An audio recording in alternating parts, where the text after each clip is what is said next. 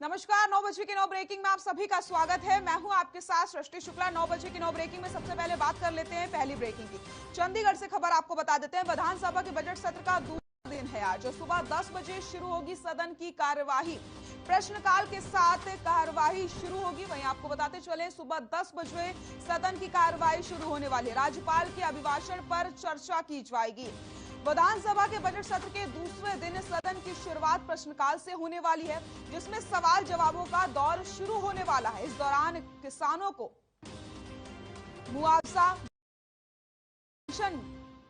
Pension कटौती को लेकर के, आंगनबाड़ी वर्करों का मानदेय बढ़ाने, कानून व्यवस्था, बेरोजगारी, नियम 134A के तहत दाखिले के मुद्दे उठेंगे।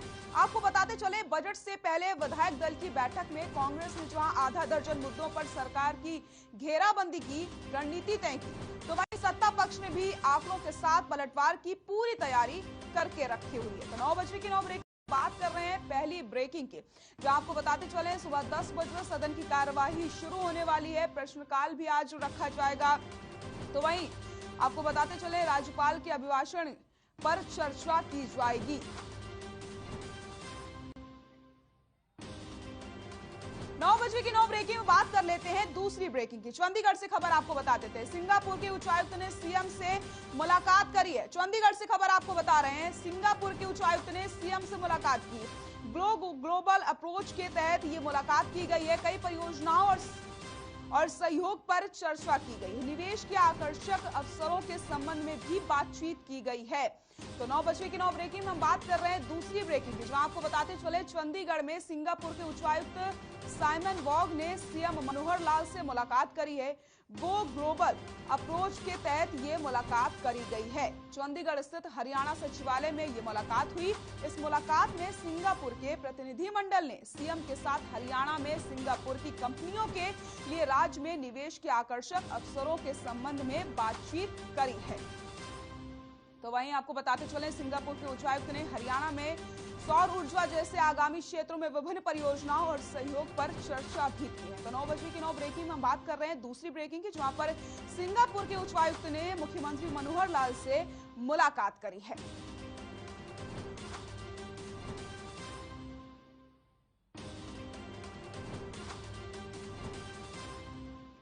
तो 9 ब्रेकिंग में बात कर रहे हैं दूसरी ब्रेकिंग की, जो आपको बताते चले हैं सिंगापुर के उच्चायुक्त ने मुख्यमंत्री मनोहर लाल से बातचीत करी है। 9 बजे की 9 ब्रेकिंग में बात कर लेते हैं तीसरी ब्रेकिंग की। चंडीगढ़ से खबर आपको बता देते हैं, ड्राफ्ट पॉलिसी को लेकर के अधिकारियों की बैठक ली गई है। डिप्टी सीएम दुष्यंत चौटाला ने इस बैठक की अध्यक्षता करी है। 9 बजे की 9 ब्रेकिंग में हम बात कर रहे हैं तीसरी ब्रेकिंग की, जहां पर अधिकारियों को आवश्यक दिशा निर्देश भी दिए गए हैं। अधिकारियों को दिशा निर्देश देते हुए कहा गया है कि किस तरीके से आगे आने वाले समय में कामकाज किया जाएगा। डिप्टी सीएम दुष्यंत चौटाला ने प्रशासनिक अधिकारियों की बैठक की अध्यक्षता करी, जिसमें विभिन्न विभागों की ड्राफ्ट पॉलिसी पर चर्चा करी गई है। इस दौरान आपको बताते चले उन्होंने कहा किस तरीके से औद्योगिक क्षेत्र में बढ़ावा दिया जा सकता है और पॉलिसी कैसे बनाई जा सकती है ताकि आने वाले समय में विकास हो। उससे अधिक रोजगार उत्पन्न होने चाहिए और उद्योगपतियों को भी अपने उद्योग लगाने और संचालित करने में आसानी होनी चाहिए। हरियाणा सरकार द्वारा तैयार की गई पॉलिसी सबसे बेहतर हो, जिससे राज्य में अधिक निवेश आए। साथ ही साथ डिप्टी सीएम ने अधिकारियों को आईटी कंपनियों और डेटा सेंटर की बिल्डिंग के लिए आवश्यक मानकों में यथोचित परिवर्तन करने के निर्देश भी दे दिए हैं। तो डिप्टी सीएम दुष्यंत चौटाला ने अधिकारियों के साथ बैठक करी है और ड्राफ्ट पॉलिसी पर चर्चा की गई कि कैसे आगे की रणनीति बनाई जा सकती है, किस तरीके से जो कंपनियां हैं, उद्योग हैं, वो कैसे अपनी कंपनियों को संचालित कर सकते हैं और सबसे जो मेन फोकस रहेगा वो रहेगा रोजगार में, कि कैसे रोजगार के अवसर उत्पन्न हो सकते हैं। इस पर चर्चा की गई और अधिकारियों को आवश्यक दिशा निर्देश डिप्टी सीएम दुष्यंत चौटाला की तरफ से दिए गए हैं। 9 बजे की 9 ब्रेकिंग बात कर लेते हैं चौथी ब्रेकिंग की। चंडीगढ़ से खबर आपको बता देते हैं, स्वास्थ्य मंत्री अनिल विज का बड़ा फैसला, खुदरा बिक्री ड्रग्स लाइसेंस निलंबित करने का फैसला लिया गया है। अंबाला, रेवाड़ी और गुरुग्राम जोन के 17 लाइसेंस निलंबित किए गए। लोगों के स्वास्थ्य के साथ खिलवाड़ नहीं होने दिया जाएगा। तो एक बड़ा फैसला यहां पर लिया गया है, जहां पर लोगों के स्वास्थ्य को देखते हुए एक बड़ा फैसला लिया गया है। जो लाइसेंस है उससे निलंबित कर दिया गया है। स्वास्थ्य मंत्री नीतीश का बड़ा फैसला सामने आया है। खुदरा बिक्री ड्रग्स लाइसेंस को निलंबित किया गया है ताकि आने वाले समय में जो लोगों के स्वास्थ्य पर प्रभाव पड़ रहा था उस प्रभाव को कम किया जाए और लोगों के लिए ये एक बड़ा फैसला यहाँ पर अनिल विज की तरफ से लिया गया है। 9 बजे की 9 ब्रेकिंग कर लेते हैं 5वीं ब्रेकिंग की। चंडीगढ़ से खबर आपको बता देते हैं। महिला विकास निगम के ऋणी उपभोक्ताओं को राहत वन टाइम सेटलमेंट योजना के तहत ले सकते हैं लाभ। तो आपको बताते चले 1 जून 2022 से पहले ये लाभ लिया जा सकता है।